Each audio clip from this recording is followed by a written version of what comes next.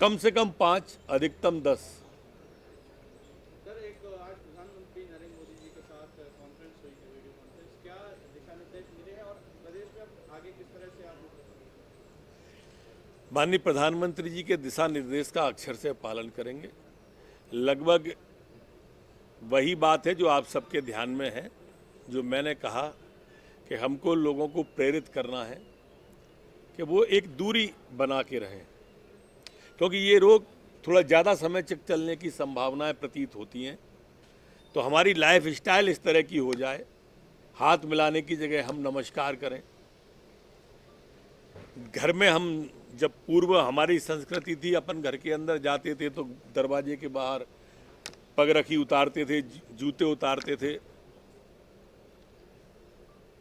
हम लोग हाथ धोकर के अंदर प्रवेश करते थे, पैर धोकर के। तो एक लाइफ स्टाइल को बदलने की कोशिश करें, चूंकि ये रोग भी इस तरह का है जो थोड़े समय चल सकता है।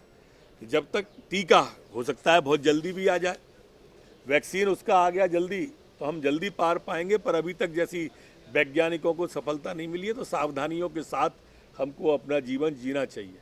उन्होंने ये भी कहा कि ग्रीन एरिया में विस्तार से बताया कौन कौन से इलाके, खासकर मेन बाजार छोड़कर जो खोले जा सकते हैं, लेकिन भीड़ ना हो, 2 मीटर की दूरी वाला। अगर उसको वो पालन नहीं करते हैं तो उसको फिर हमें रोकना पड़ेगा, समझाना पड़ेगा। इसी तरह से ऑरेंज एरिया, रेड एरिया, हर एक के बारे में उन्होंने विस्तार से बताया। सर, 3 मई के बाद कहां पर लॉकडाउन में रिलैक्सेशन देने जा रही है? 3 मई के बाद कुछ इलाकों में लॉकडाउन बढ़ सकता है या फिर रिलैक्सेशन की तैयारी है? नहीं, मैंने जैसा बताया कि ग्रीन इलाके में स्वाभाविक रूप से सभी दूर से ये वाली बात आई थी कि वहाँ तो रिलैक्सेशन दिया जा सकता है। भोपाल, इंदौर, उज्जैन, खरगोन?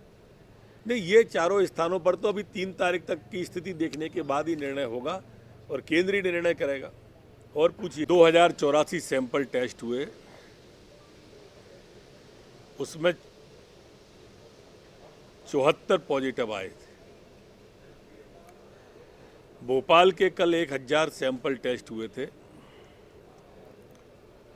कुल 14 पॉजिटिव आए।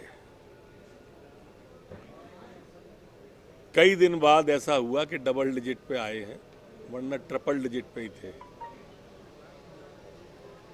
लेकिन कल इंदौर के 800 सैंपल की रिपोर्ट आएगी और हमको ऐसा, मेरी निजी राय तो ऐसी है कि कल एक हल्का जंप हमको फिर आएगा कल। लेकिन अच्छी बात यह है कि ये सब वही रिपोर्टें हैं जो लोग हमने क्वारंटाइन करके रखे हुए हैं, हमारी निगरानी में हैं, हमारे इलाज में हैं, हमारी व्यवस्था में हैं। इसलिए चिंता जैसी कोई बात नहीं है। हमने अभी तक 32,000 सैंपल उसके लिए भेजे थे जांच के लिए, जिसमें से 28,000 की रिपोर्ट हमारे पास आ चुकी है। कुल 4,000 सैंपल की रिपोर्ट बकाया है। अब हमारी जांच की क्षमता भी बढ़कर 2400 से ऊपर हो गई है। हम अपनी जांच की क्षमता लगातार बढ़ाते जा रहे हैं और हमारी मान्यता है कि हम बहुत जल्दी जांच के क्षेत्र में भी लंबा जंप करेंगे।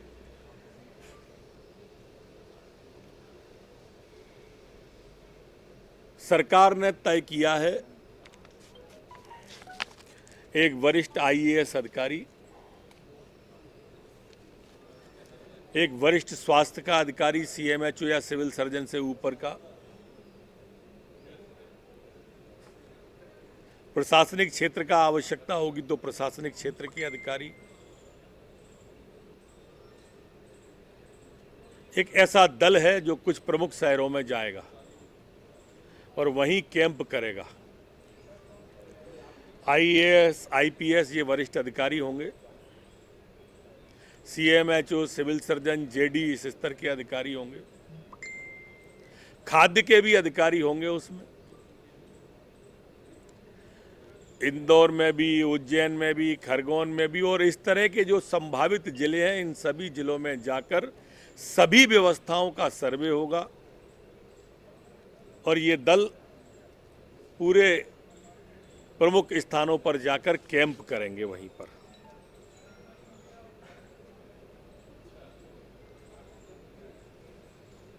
जो बारीक स्क्रूटनी है वो भी करेंगे, अन्य रिपोर्टें हैं वो भी लेंगे, लेकिन कैसे भी हमें इसे हराना है।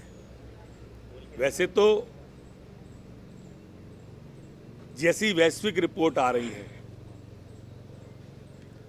जिस तरह से पुनः वो चीन में वापसी हुई उसकी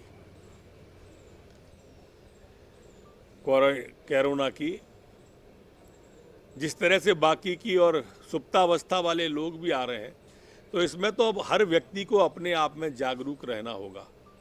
जैसा माननीय प्रधानमंत्री जी ने कहा है, 2 मीटर की दूरी, मास्क का, अपनी भारतीय शैली अपनाते हुए इसे अपने जीवन का अंग बनाना पड़ेगा।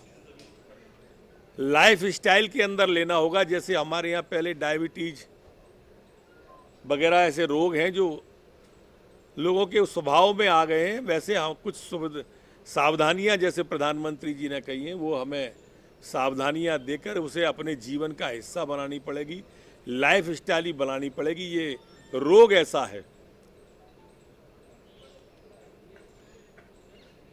और कुछ पूछना